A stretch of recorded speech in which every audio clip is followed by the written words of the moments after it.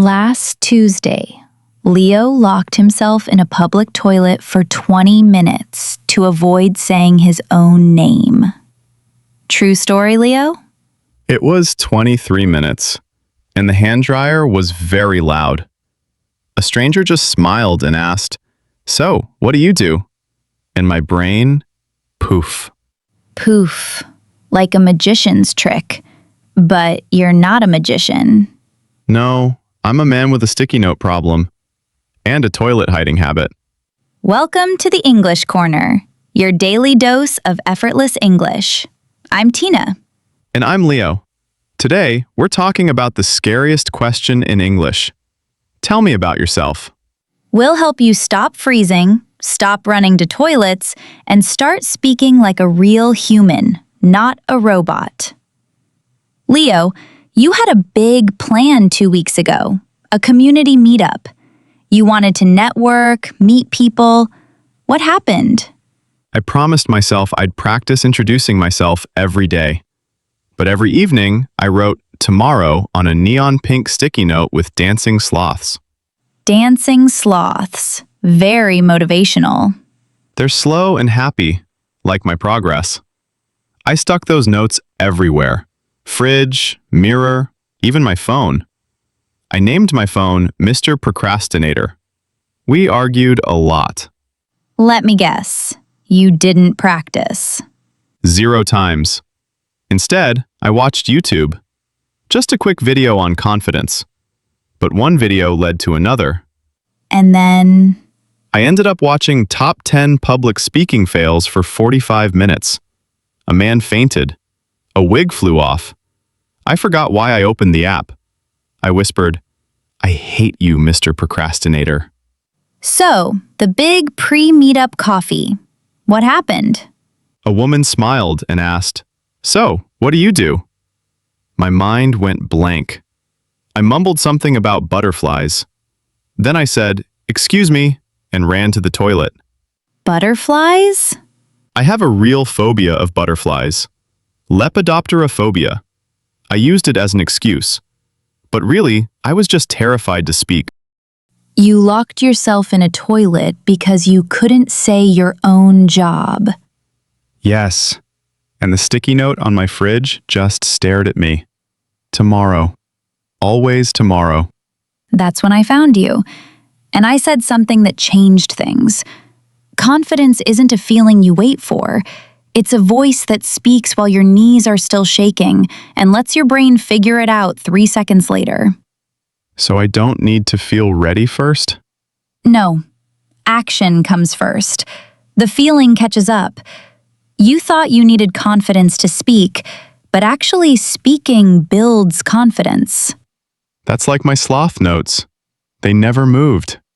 So here's a better strategy. When someone says, "Tell me about yourself," don't give a full life story. Give them a small, interesting hook. One line that makes them want to ask more. Like what? For example, "I'm Leo, and I argue with my phone in public." Or, "I'm the kind of person who hides from questions in toilets, but still writes about it." That's honest. Honest hooks work. And the best English habit for this is simple. Every morning, record one 10-second voice note on your phone. Just one introduction sentence. Add one adjective about yourself each day. No editing, no perfection. I can start with, "Hi, I'm Leo, and I'm a sloth sticker." Perfect. Then tomorrow add cautious Leo. Next day, curious Leo. It's low pressure. But what if I still sound boring or robotic? What if they think I'm strange?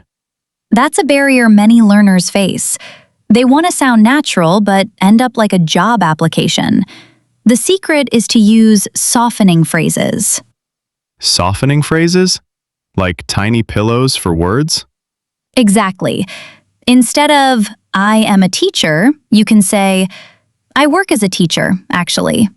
Or, "I'd say I'm a creative problem solver, I guess." Words like "actually," "honestly," "I guess," "kind of," make you sound human. So if someone asks about my butterfly phobia, I say, honestly, I kind of panic around winged insects. Not, I have lepidopterophobia. Yes. You give a thread they can pull. They'll ask, winged insects? Really? And conversation flows. What if I forget all English words and just make butterfly noises? Then you're unique. But seriously, that's just fear. And fear is a bad planner. Fear made me watch those fail videos. One guy's voice cracked, people laughed, and I thought, that will be me. So I hid. My phone knew. Mr. Procrastinator glowed with a new notification. Motivational video suggestion. 5-minute fix. I watched 45 more minutes of disasters. Every tomorrow sticky note was a choice to scroll instead of speak. But here's the thing. No one remembers the perfect introduction. They remember the person who tried even when their voice wiggled like a leaf in the wind. So my wiggly voice is actually memorable? It's human, and humans connect with human, not perfect. So here's your kindness plan. I'll be your one-sentence buddy. Every night, send me a voice note of one introduction. I'll reply with just a thumbs-up emoji. No feedback, no correction. Just proof you showed up. Just a thumbs up? No, that was terrible? Not from a buddy. Also, we're starting the Joke Jar Mirror Challenge. I knew there was a catch. Every day, you look in the mirror and say 3 nice things about yourself without laughing. If you laugh, you put a coin in this jar. What's the jar for? It's funding your butterfly exposure therapy. Oh no.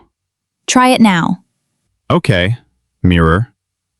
I am a good listener. That's 1. I have strong opinions about sloth art. 2. And suddenly I imagined a butterfly landing on my nose. I burst out laughing. Coin in the jar. That sound. I'll be bankrupt. Let me put a sticky note on my forehead to remember. Do not picture butterflies. And you wrote tomorrow on that note again.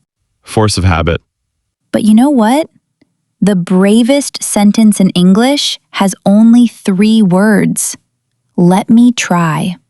Let me try. Not let me be perfect. Just try. Exactly. So I'm tearing down all these tomorrow notes. Wait, leave 1. I'm rewriting it. What does it say now? Today. So many words from this disaster. Let's fight over them. Fight? I pick freeze. It's my superpower.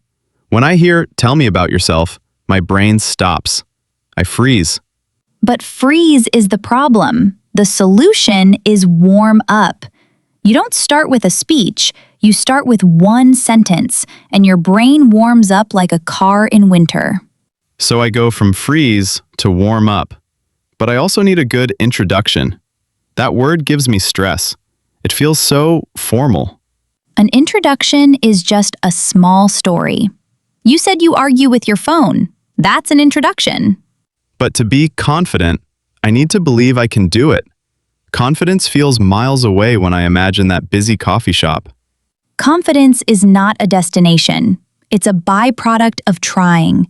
And when you share something you love, like your sloth art, you sound passionate. Your voice changes, your eyes light up. That's real passion.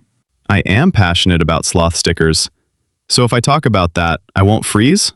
Probably not, because you're not thinking about yourself. You're thinking about the sloths. And that's what it means to put yourself out there. It's not about showing off. It's about sharing a piece of you, even if your voice shakes. So putting myself out there is like putting a sticky note on my head. Metaphorically, yes. Visible and a little weird. But it starts conversations. Let's turn some harsh thoughts into kinder words. I'm ready. Harsh. I'm boring. Kind.